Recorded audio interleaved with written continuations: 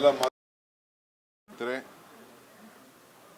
ನಾಡಿನ ಜನತೆಗೆ 7.5 ಕೋಟಿ ಜನತೆಗೆ ಮತ್ತು ಭಾರತದ ಎಲ್ಲ ನಾಗರಿಕರಿಗೆ ಈ ಶುಭ ಸಂದರ್ಭದಲ್ಲಿ ತಮ್ಮ ಮುಖಾಂತರ ನಾನು ಹೃದಯಪೂರ್ವಕವಾದಂಥ ಶುಭಾಶಯನ ತಲುಪಿಸ್ತಾ ಇದ್ದೇನೆ.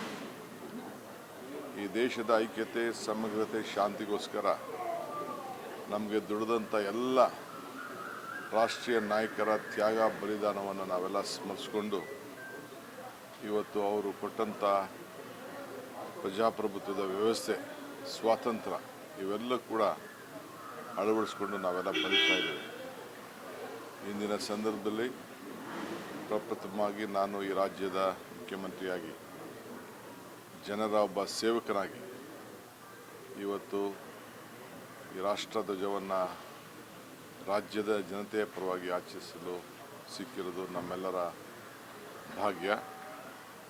ಮುಂದಿನ ದಿನಗಳಲ್ಲಿ ಈ ಎಲ್ಲ ಜನಾಂಗವನ್ನು ಕೂಡ ಒಟ್ಟಿಗೆ ತೆಗೆದುಕೊಂಡೋಗಿ ಈ ರಾಜ್ಯದಲ್ಲಿ ಶಾಂತಿ, ನೆಮ್ಮದಿ, ಸಹಬಾಳ್ವೆಯನ್ನು ಕಾಪಾಡಿಕೊಳ್ಳಿಕ್ಕೆ ಎಲ್ಲ ಥರದ ಪ್ರಯತ್ನ ಮಾಡ್ತಾ ಇದ್ದೇನೆ.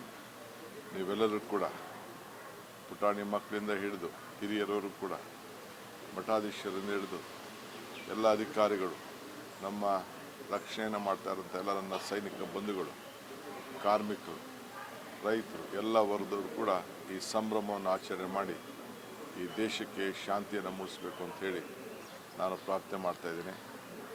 ಜೈ ಹಿಂದ್, ಜೈ ಕರ್ನಾಟಕ. ಎಲ್ಲ ಮಾತರೆ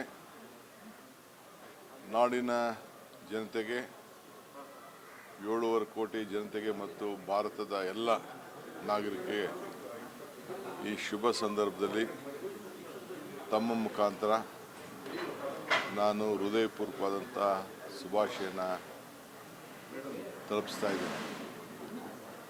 ಈ ದೇಶದ ಐಕ್ಯತೆ, ಸಮಗ್ರತೆ, ಶಾಂತಿಗೋಸ್ಕರ ನಮಗೆ ದುಡಿದಂಥ ಎಲ್ಲ ರಾಷ್ಟ್ರೀಯ ನಾಯಕರ ತ್ಯಾಗ ಬಲಿದಾನವನ್ನು ನಾವೆಲ್ಲ ಸ್ಮರಿಸಿಕೊಂಡು ಇವತ್ತು ಅವರು ಕೊಟ್ಟಂಥ ಪ್ರಜಾಪ್ರಭುತ್ವದ ವ್ಯವಸ್ಥೆ, ಸ್ವಾತಂತ್ರ್ಯ ಇವೆಲ್ಲ ಕೂಡ ಅಳವಡಿಸ್ಕೊಂಡು ನಾವೆಲ್ಲ ಬದುಕ್ತಾ ಇದ್ದೇವೆ.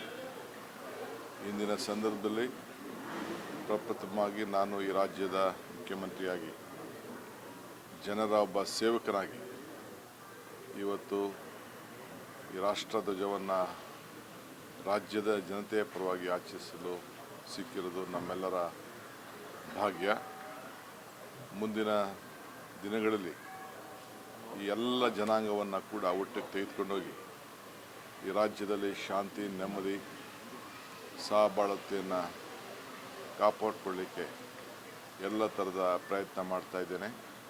ನೀವೆಲ್ಲರೂ ಕೂಡ ಪುಟಾಣಿ ಮಕ್ಕಳಿಂದ ಹಿಡಿದು ಹಿರಿಯರವರು ಕೂಡ, ಮಠಾಧೀಶರಿಂದ ಹಿಡಿದು ಎಲ್ಲ ಅಧಿಕಾರಿಗಳು, ನಮ್ಮ ರಕ್ಷಣೆಯನ್ನು ಮಾಡ್ತಾ ಇರೋಂಥ ಎಲ್ಲ ನನ್ನ ಸೈನಿಕ ಬಂಧುಗಳು, ಕಾರ್ಮಿಕರು, ರೈತರು, ಎಲ್ಲ ವರ್ಗದವರು ಕೂಡ ಈ ಸಂಭ್ರಮವನ್ನು ಆಚರಣೆ ಮಾಡಿ ಈ ದೇಶಕ್ಕೆ ಶಾಂತಿಯನ್ನು ಮೂಡಿಸಬೇಕು ಅಂತ ಹೇಳಿ ನಾನು ಪ್ರಾರ್ಥನೆ ಮಾಡ್ತಾ ಇದ್ದೀನಿ.